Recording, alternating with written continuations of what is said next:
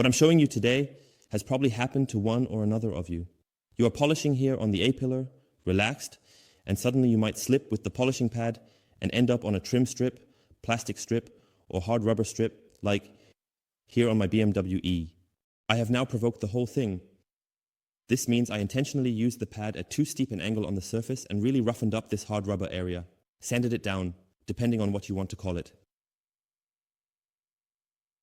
How can this be prevented? Of course, just mask it off.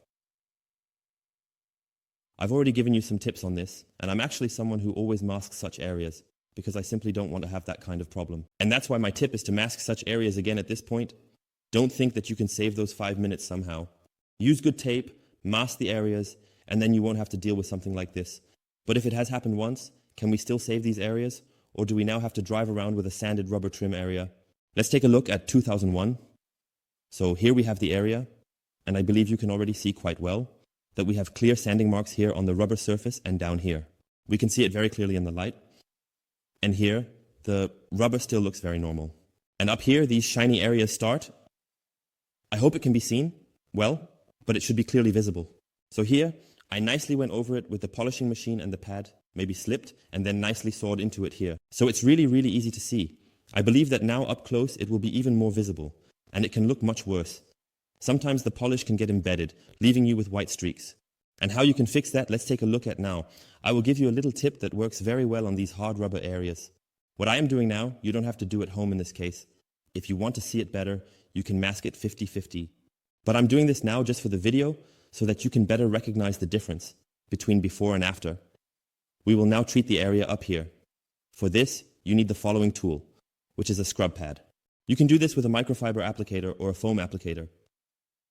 However, I have found that the texture is not rough enough to slightly roughen the rubber surface, which sounds silly, to restore the old look.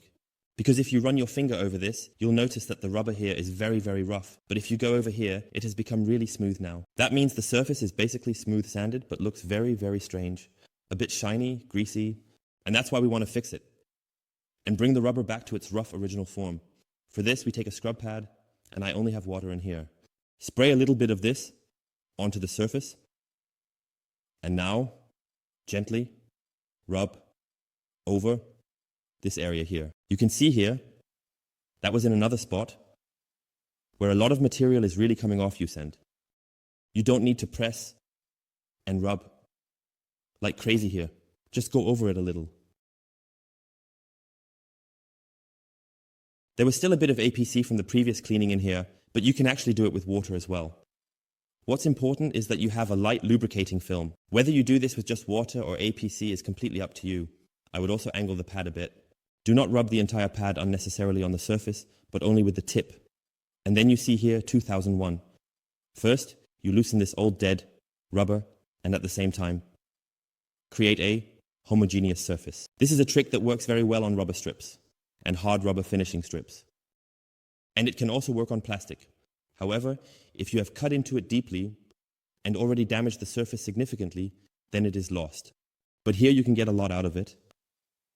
And let's dry, whole thing. Now I will just take a cloth and make the area completely dry. If you go over this, there should be nothing left on your finger.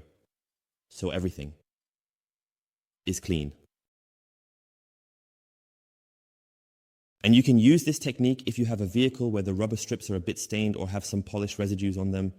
You might be able to see it better down here. Well, you can see it better up here. Just a few polish splashes and so on. You can work very well with that.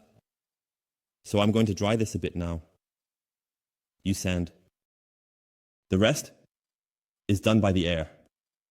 And now we can take a look to see if we notice any visual difference. I can also rub over it again. That's no problem at all. However, nothing will change. If the surface is damaged, that doesn't help either. Now we have a nice even surface here. Up here, I still need to adjust it a bit further. But here we have the entire abraded surface. And here you can see it nicely now. Look, this is all polished by the polish pad. So there is a very, very clear difference. And here we now have, as much as possible, I would call it a homogeneous surface. You can feel free to extend this a bit further. If you see that in some places it is still a bit uneven, you can simply go over it again. So you just have to see how to do it best, but you can get rid of that polished shine with this scrub pad method. And this works very, very well here for such things. If you have these embedded or dried polish residues, you can use it just the same to clean it up. So now I'm just going to go over this surface up here, just a small section so you can see it. When you come with the scrub pad onto the glass, nothing happens at all. Then you just wipe it off. I wouldn't rub unnecessarily over the paint surface, depending on how you can reach it. Just give it a try. So now you can clean these spots properly. As you can see, not much more comes off here. It was already coming off from the side. So it's not the case that every time the entire scrub pad is black, and then we just wipe it off. Let it dry a bit, and then let it air dry for a while. By the year 2001, you can already see that all the polish residues are completely gone. And here we even have some tar residues left on it. Let's take a look at that right away. So you can see it nicely here now. The rubber strip is nice and even again. And here we can see the transition to the old rubber strips and also the baked on or dried polish very clearly. So this way we can clean it very nicely and achieve a good look again. If you ever come across a surface like this, you can definitely try to salvage it with the method. But that also has its limits if you really don't pay attention and grind the area down too much. Feel free to use small rotary polishing machines, for example. If you convert the Evo Mini or the PXE or whatever to rotation, it works very, very quickly. It really starts to smoke. So be very, very careful. And that's why my tip is to work diligently and tape off areas so you don't have to deal with such problems, because nothing is worse. For example, you got a used vehicle, maybe 1 or 2 years old, and now you want to take your first polishing steps. Everything goes so quickly, and then you forget to tape off areas, and suddenly you end up on a rubber strip, which can easily be avoided. These are just simple mistakes. And to help you fix them as best as you can, I have now shown you a technique. And once again, you can see what a scrub pad can really be suitable for. It is a method that can work depending on the extent of the damage and how much you have sanded the area. If you've really gone at it, for example, with a rotary polishing machine, then that's just the consequence of not paying attention or not masking properly.